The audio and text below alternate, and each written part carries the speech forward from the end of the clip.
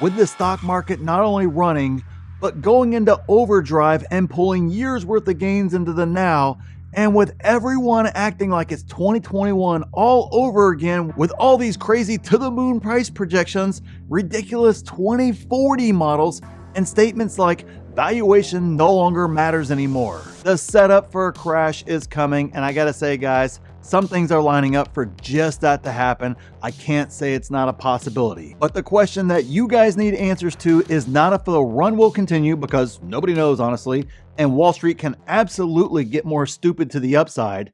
It's also not if the stock market crashes, because the market crash cycle seems to be accelerating, so you will get one of those eventually. And it's not is a crash imminent, because honestly, all the idiots guess one is coming every year, so eventually they will be right.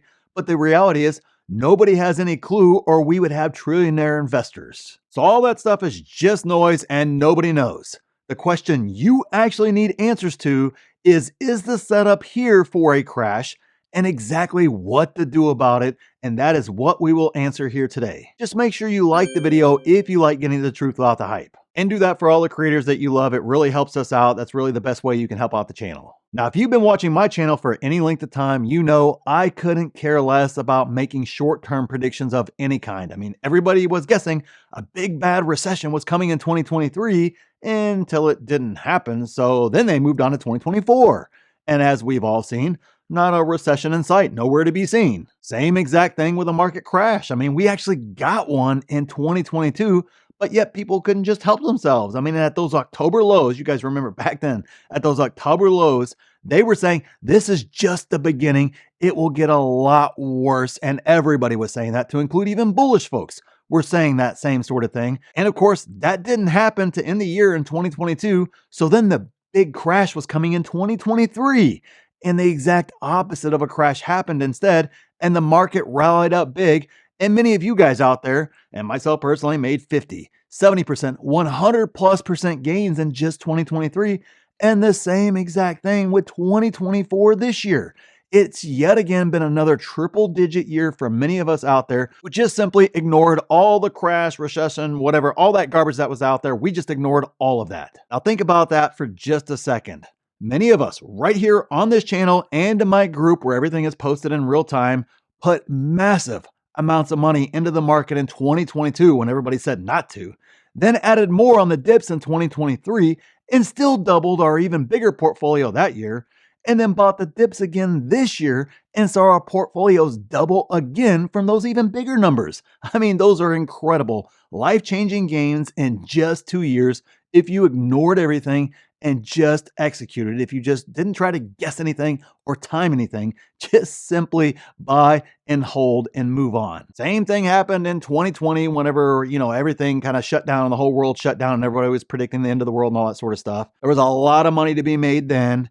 And then you missed out on an absolute fortune in 2022 and 2023 if you were worried about a recession or the crash getting worse instead of just buying Meta in the 80s and Google in the 80s and Amazon in the 80s and Tesla at 100, Palantir in the 5s and 6s, if you can believe that, and on and on and on. And we got 100 to over 1,000% moves in incredible companies, best of the best companies. Those are penny stock gains in the best companies in the world. That doesn't happen too often, and we just got that. We were able to see epic gains on this channel because we weren't concerned with guessing when the crash will happen or when it will bottom or if we will have a recession or not, like everyone else seemed to be making endless predictions about. I mean, it doesn't make any sense.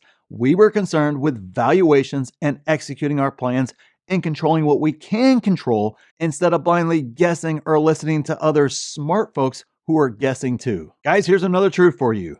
Just because you use big words and a lot of hedge fund words and you throw up lots of pretty charts and graphs doesn't negate the fact that everyone is just guessing on that sort of stuff.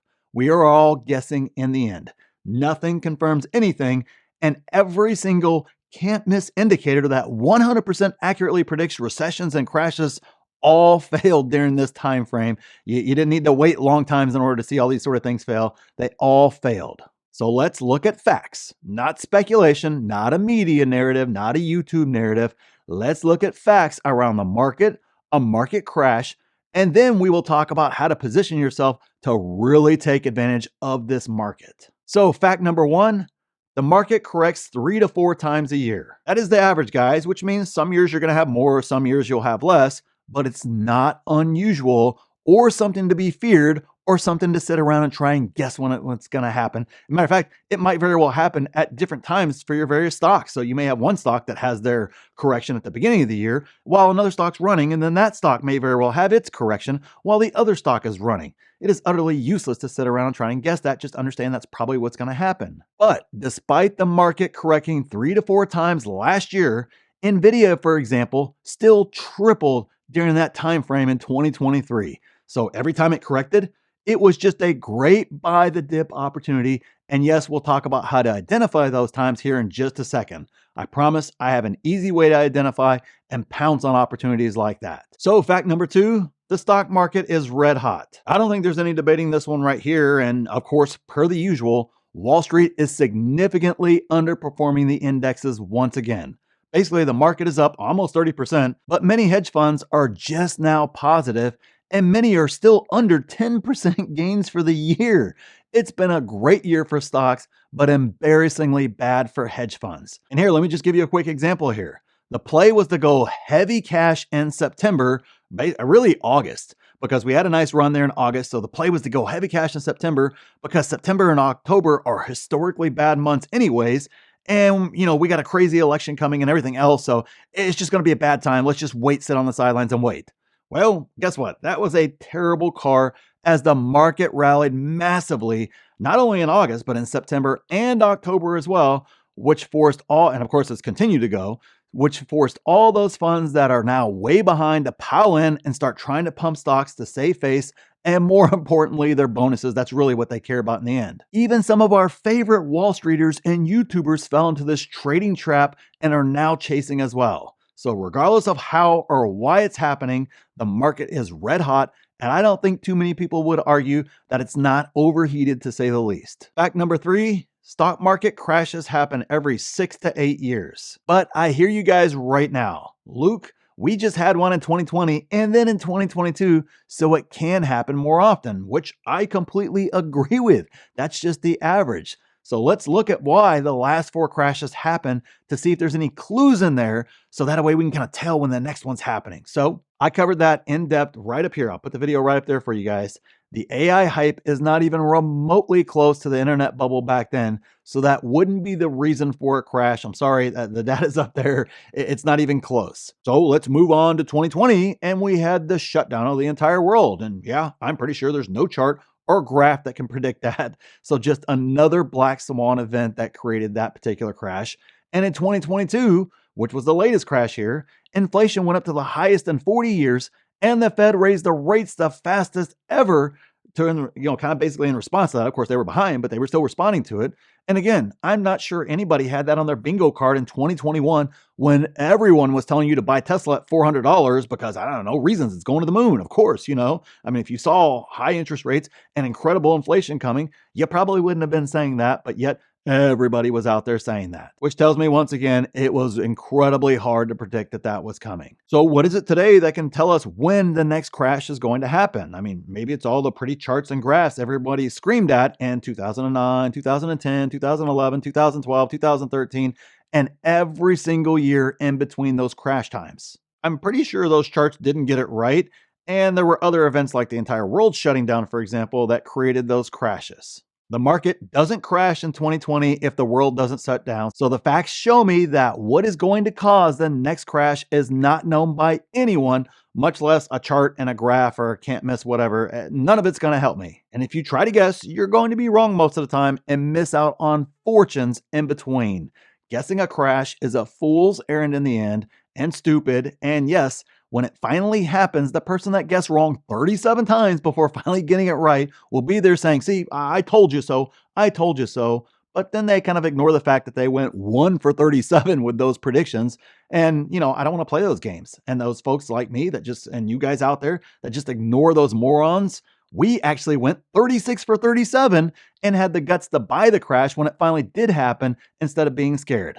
That's what we did in 2022, for example, and that is what I want you to be able to also do as well. So let's talk about exactly how to take advantage of it when a crash happens or a correction happens or whatever the case is. Because if you don't believe it by now, hopefully you believe it. Nobody can guess when those things are coming or going to happen, or we would have trillionaire investors, and we just don't. These are the 5 steps I take to avoid buying the hype runs like we're getting right now. I don't know what else to call it right now other than a hype run, and put myself in an even better position to take advantage once again if a crash or a correction or a recession or whatever craziness hits, because that's inevitably going to happen either. I can definitely say that. I can't tell you when, can't tell you how, can't tell you how bad, but I can definitely tell you one's coming sooner or later. And trying to guess it is absolutely useless, so let's not even do that. Let's just jump into the steps. So step number 1 is do evaluation. Look, you have no idea if, like, let's just take, for example, the crash in 2022. If your stock gets cut in half, is it actually undervalued or not if you don't do evaluation in the first place? Stocks get ridiculously pumped to the upside. And then whenever they finally crash down, a lot of folks lean on, oh man, it's down 50%. This has got to be a great deal. Well, tell me how that worked out for lucid investors whenever it took a 50% haircut and it was at $40 per share. That wasn't the case because you didn't do evaluation at all. If you'd done evaluation, you'd realize that, oh boy, I just need to stay away from the stock altogether because there's not a whole heck of a lot there. And maybe if you want to pick up some shares on the ultra cheap, at 90 something percent off, maybe it's a spec play or something, maybe it's there. But beyond that, you would have known to stay away from that stock at $40 because you did evaluation. And more importantly, you would also be able to spot great deals on stocks like Meta in the 80s if you'd done evaluation, because you're going, oh my gosh, wait a second, it's trading at a multiple of 8? Like, that's stupid. Look at the cash flow. Look at the money printing it does in regards to a business. And oh, by the way, that's with, Zuckerberg, spending billions on the metaverse for no good reason every quarter. Sooner or later, that board's going to get a hold of them, shake them, and tell them to knock it off. And you're going to be sitting on a lot of money given how much cash flow it goes. But you can't determine any of that if you don't do evaluation in the first place. You're going to believe the media narrative and the YouTube narrative, and you would have been scared to death to buy Meta at $80 because it's just a dead company and it's going nowhere. And they're just out of touch and it's just going to die. They're just a dying company. Clearly not true. Clearly you missed out on a massive run that's continuing still to this day. If you had not done evaluation, you wouldn't have understood that. But if you did do evaluation, you would have absolutely seen the opportunity and it would have been so easy to buy the stock. Number 2, plan every move. That's another mistake that I see a lot of us as retail investors make, is we don't actually have a plan for what we want to do, which leaves us in this lurch to where we can see a deal. We know it's a deal, but we don't really know what to do next. And then, of course, what ends up happening is you start reaching out to other people for opinions. And because you don't have a plan, because you don't know where you're going, well, that opinion sounds really great until you hear somebody else's opinion. And then that sounds really great too. And now you just kind of don't know what to do because you have no plan. It's like getting in a boat and rowing somewhere, but you have no idea where you want to go. I mean, do you know which way to row? I mean, especially if you got on the ocean, you have no idea which direction to go, what to do, and you end up doing nothing, or you end up making mistakes because you didn't plan it out in the first place, or you don't know what to buy because you don't have a plan. You don't have a goal out there. What's your goal? What are you looking to do? Maybe you're, at retirement age, so you need income, and dividend stocks aren't a screaming deal right now. Well, you'd know to go there and buy them. But if you didn't plan it out, you may go, well, everybody really likes that new up and coming, high growth stock with high volatility, and they're not profitable yet or anything else like that. So instead of buying something that you need in retirement, you decide to lump your nest egg into something that may or may not even pay off and may actually prevent you from retiring if it doesn't go well. Planning eliminates those variables from your investing. So make sure you plan every single move so you can do it confidently. Number 3, pool cash while runs are happening. I hear it all the time. Hey, Luke, I don't have enough cash to do this. I don't have enough cash to do that. Well, obviously the first piece of that is to take care of your finances, master your money first in order to do that. But secondarily, a lot of folks chase whenever runs are happening. Whenever you're buying low and buying based upon valuation, I don't have to chase. I can let the stock run and I'll just sit here and stack up cash. That's what I've been doing the past few months because I was busy buying Palantir in the low 20s. I was busy buying Tesla, in the 140s to 160s or so. And a lot of other stocks like that, that's when I was buying. That's when I was putting my cash in there. And then once they go on these runs like they've gone on, I just sit back and I just pull up my cash for the next, dip that's going to happen, or crash or correction or whatever comes next. So that way I'm able to buy again. Now, of course, if you're DCAing, just keep right on DCAing, And obviously, if you're doing like a modified DCA, you want to lessen it as stock's going to run, great. Then again, same thing. You're pulling back that cash for whenever we get that dip, and then you can DCA a little bit heavier. By the way, I like to pool cash while runs are happening instead of chasing. I don't know, I don't like the idea of chasing at all. So number 4, work on my money loops. Every single year, I work on my money loops. I work on more businesses, more investments that spin off cash flow to me. I work on lowering my budget even further, despite the fact I don't need to, I don't have to. So that way, my money loops are continually feeding money into my account so I can continue to invest over and over and over again. And everybody tries to have a big money loop all at once. Start with creating a $100 money loop and then move on from there. I've been doing it for over 20 years, creating these money loops. Now I have a giant money loops, or a lot of money loops that feed me a lot of cash, but it didn't start off that way. It started off very, very small. So start off very, very small and continually work on them. Diligently working on your money loops, even when the amounts are small, turn into massive money loops 10 years from now, 15 years from now, 20 years from now. I know a lot of folks don't want to think that way. They want it now, but I promise you, that's how you get there. Sure, it's great whenever you can explode it early, but it doesn't always work out that way. And I don't even need them anymore. However, I still work on my money loops because it just makes fiscal sense. And more importantly, once you kind of get good at it and you kind of get them all rolling, it becomes fun. You start figuring out more and more options. You learn more and more about different things that you can do. And of course, as you continue to build your knowledge base, it's the same compounding effect that money has. It opens up even more opportunities and opens your eyes to even more opportunities and makes you less risky in taking on those opportunities because you have that giant knowledge base. But if you don't start today building your money loops and building those knowledge bases, you're not going to be there 10 years from now whenever a great opportunity comes up because you didn't build yourself there in the first place. You weren't ready when the time came. And number 5, pounce when the fear is high. Look, let me just be upfront about this. When people in my group are freaking out, when every single article on the news and on CNBC and everything else is negative, when YouTubers are doom and gloom and, starting to sell out of high conviction plays even at some points in time, like we saw in 2022, for example, when I start seeing all that, that is when my excitement is high. When the fear is high, my excitement is high. Now, in the short term, I'm going to be down. I'm going to be wrong. I'm going to be an idiot.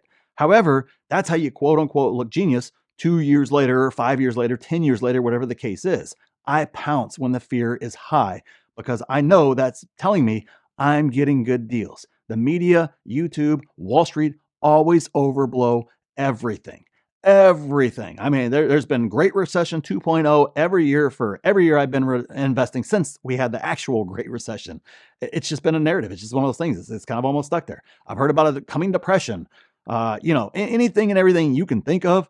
I don't know. I've been hearing it for decades now.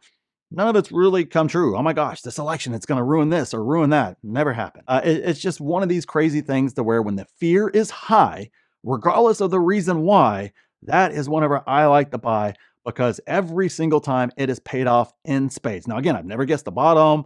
I've never been in the ballpark of the greatest calls ever, or anything else of that nature. However, it's been an incredible time to invest, and every single person that gets fearful and runs away, always a year, 2 years, 3 years later goes, man, I wish I would have pounced when that fear was high. So that's exactly what you need to do when those times come is pounce when that fear is high and just, DCA your way down as it continues to get worse and worse and worse and worse. And I promise you, over the long run, not in the short term, over the long run, you'll be very, very happy you did because share count is what matters in the end. And you'll own a whole lot of very cheap shares whenever everything kind of comes back into balance. And if you want to learn how to do exactly everything we talked about today and be able to talk to me in real time, get free coaching, take free courses on all of it, make sure you check out the pinned comment down there for my group. I may have left something special for those of you guys that hung around this long. So check it out, see if a membership's right for you. And click this video here if you want to see exactly what I'm buying in this market.